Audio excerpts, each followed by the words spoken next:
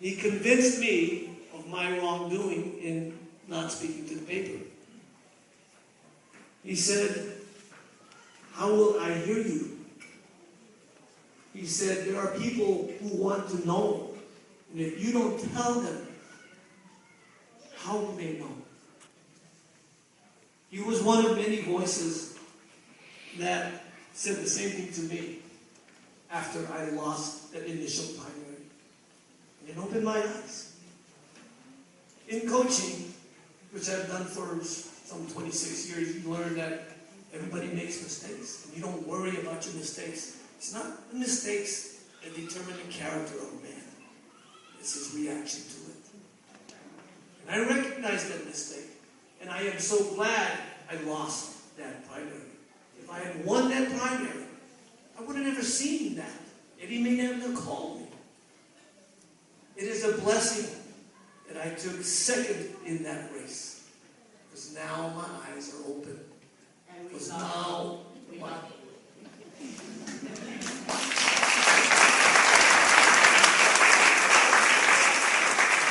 I cannot do this alone. The forces are too great. What at stake is too great, and I'm reaching out as far as my arms will throw me. If it was just about Kau, maybe I could do this alone. But we have an island to carry, Kau. Kau, you have an island to carry. Every politician out there knows that. And the ones who oppose us, the ones who want the majority to go back to where it was 2 years ago, are fighting for this seat. Mr. Palago, Ms. Ford, Mr. Huffman, Mr. Yagam are the same people who was there 2 years ago that controlled the majority. The missing link is Mr. Bob Jacobson, whose philosophies, way of thinking, and views on issues are very similar to my opponent today. If we allow the same majority to take hold of our county council majority, and you go back to the same things we've had before, my prediction is you'll see a council that does not work with the administration. You'll see a council do everything they can to make the changes or disagreements with our mayor. Because there are political aspirations in their mind. 2 years from now, there's a mayoral race. So people, if you look up here, commitments made, commitments kept. I'm not going to talk about all of this. I'm just going to be very short. I made 3 commitments 2 years ago. One, that I would listen to all the voices and I would act in the majority.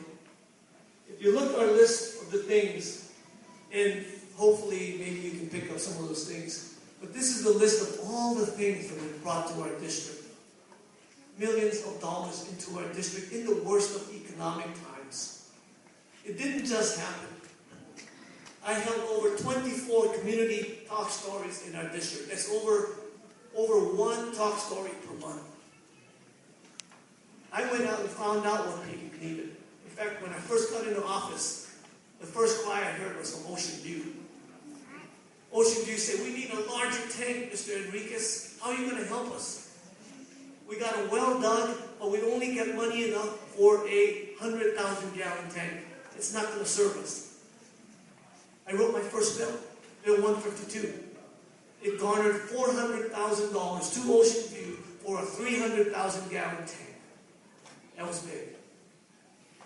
When the administration under Mayor Kinoy came to the council and says, "We want to charge for spigot water," at first I thought the reasoning was logical, and I supported it.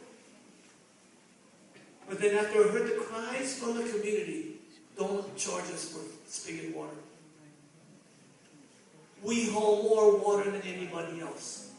The time we take to get the water is longer and more money and more time spent than anybody who turns that faucet." I had more testimony, hours of testimony on this issue than any other. I had more emails on my computer than any other. So I changed my mind. And I wrote Bill 239, and now the people of Ka'u, who have to haul their water, the people of our district who have to haul their water now is free and unlimited, or limited only to what you can carry. That's legal limit of your vehicle. We not lost, but we have a hold on our transfer station out in Ocean View. And I went to work on putting in a three-day-a-week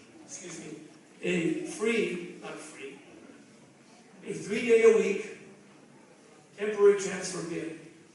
And we're about 2 months away from getting that in Ocean View.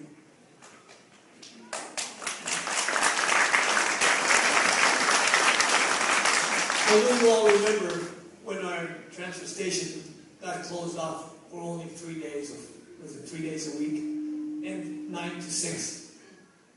I was the first guy in the mayor's office saying, we're suffering out here. It's not working. And now you have hours of 6:30 to 6:30 to throw your garbage. But that was me in the mayor's office pushing for that. Our people that travel to Kona, we got a taste of the Hokulea bypass. Got open for just the afternoon, and it killed the Kainalea crawl. On that success, I was in the mayor's office, and I said to him, why can't we have it 7 days a week, 12 hours a day? And that's what we have today. And that's working together. All these things here are a list of things that really comes from hard work and working together, and I believe I've proven that. But I want to kind of not go through that anymore, but I want to talk about this. We got an opponent that's young. We got an opponent that's just out of college. And we got an opponent with great ideas. And I can tell you, it's not going to replace the 30 years of lifelong experience that I have. I don't think she knows what it's like to have a child, or 5 boys like I do, to see that you got to put food on the table for these people, that you got to send them to school, that you got to stay home and away, helping them with their homework, you got to tend to them when they're sick. I don't think she's experienced what it's like to run a business. I run the largest volleyball camp in the country. I hire 50 to 70 coaches every summer. I fire people, I hire people, I work with them. I have the largest volleyball camp for a reason. And I have that experience behind me. 30 years of life experience, that's hard to replace when you're 27 years old. So if both of us are going into this thing with the same lack of experience in politics, I can't believe she says she has more than I do. I have 2 years of council experience.